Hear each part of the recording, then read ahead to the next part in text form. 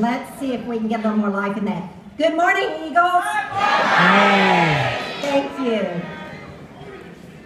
My heart is so full of thoughts of what I want to share with you today about what it means to me to be inducted into this Hall of Fame. As I think about my journey of life, so many roads began in these very halls. From student council to Spanish club, under the tutelage of master teachers like Greta Crooks and Gladys Flood, whose pictures I enjoyed seeing in the hallway this morning.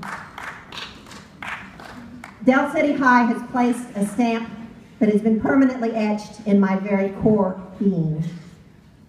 I'm being recognized as an entrepreneur, and I would say that my life as an entrepreneur began my junior year right here at Del City High.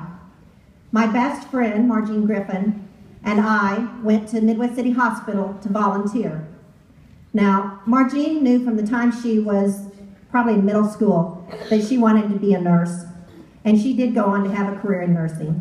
And Margene and I were inseparable, as many times high school students are. And I would add that we remained inseparable for 40 years until her death. But anyway, I followed her over to Midwest City Hospital. And so one of my first assignments was to feed an elderly gentleman. Now this poor soul was very feeble. He had no teeth, had a very scruffy beard, as I recall, and he couldn't communicate. But unfortunately, on his lunch tray that day was creamed spinach. And the way he did communicate that he didn't like creamed spinach was by spitting it out all over me.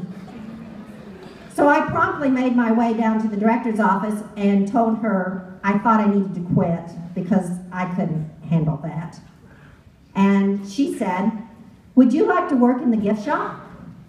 And I said, "Well, I'll give that a try." So for the next 2 years, I volunteered about 2 days a week over at the gift shop at Midwest City Hospital. And that's where I found my passion.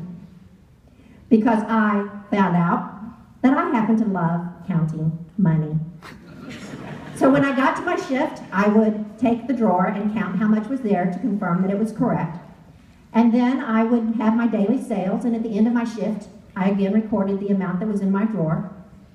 And if I didn't have any sales that particular shift, I still counted the money again because I love counting money. But I also loved interacting with the customers and putting merchandise out on the shelves. And so my life path began. I learned 2 lessons out of that. One, that I would never have a career in nursing. And 2, you can serve people in business.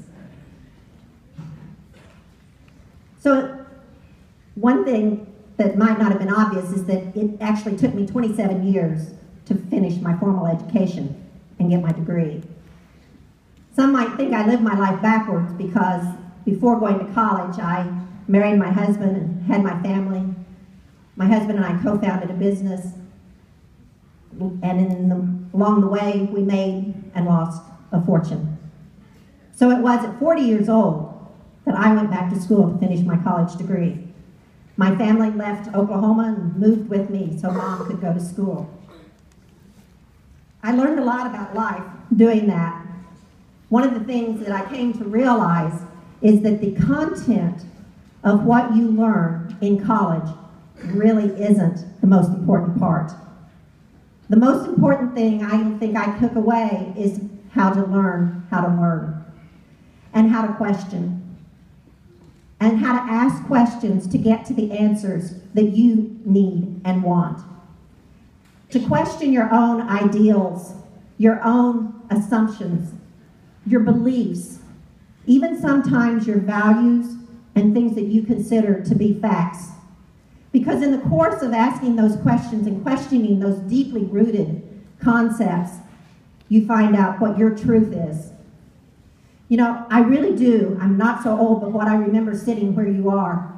And I can remember that to me, when I was sitting where you are, truth was absolute. I thought the world was neatly ordered and binary in its design. Things were good or bad, right or wrong.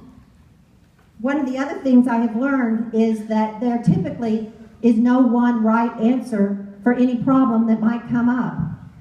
It depends, more often, is the appropriate answer.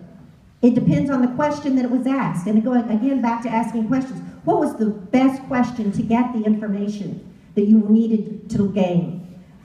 What was the way to find out the content, the context of what it is that you're wanting to know?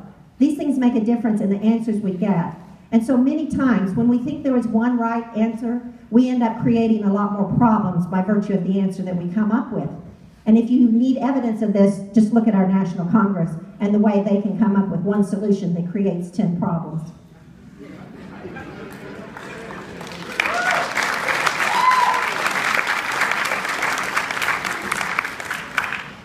When I think about my life and what has brought me to this point, one of the things I most appreciate is the adversity.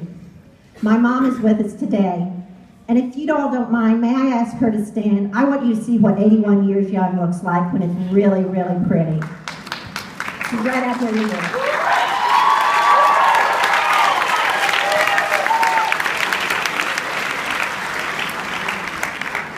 My mom was a very young mom.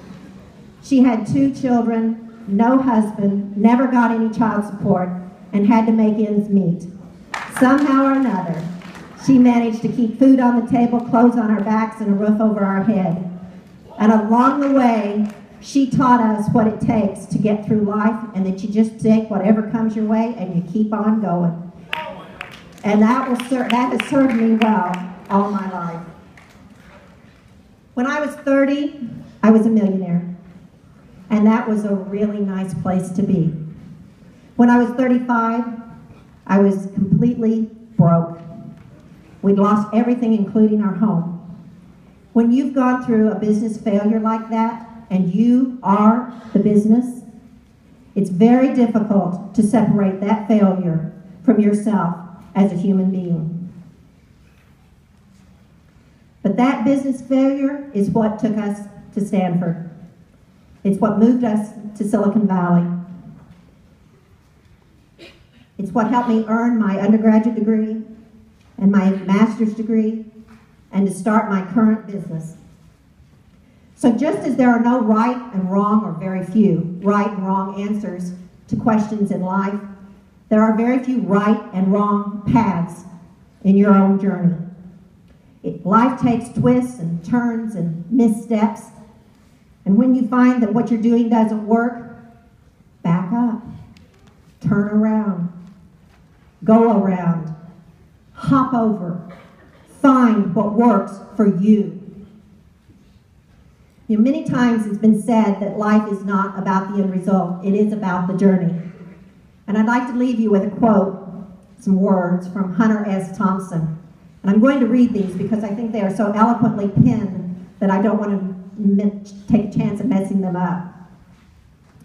Life should not be a journey to the grave with the intention of arriving safely in a pretty and well-preserved body, but rather to skid in broadside, in a cloud of smoke, thoroughly used up, totally worn out, and loudly proclaiming, wow, what a ride. So I thank you for being part of my ride.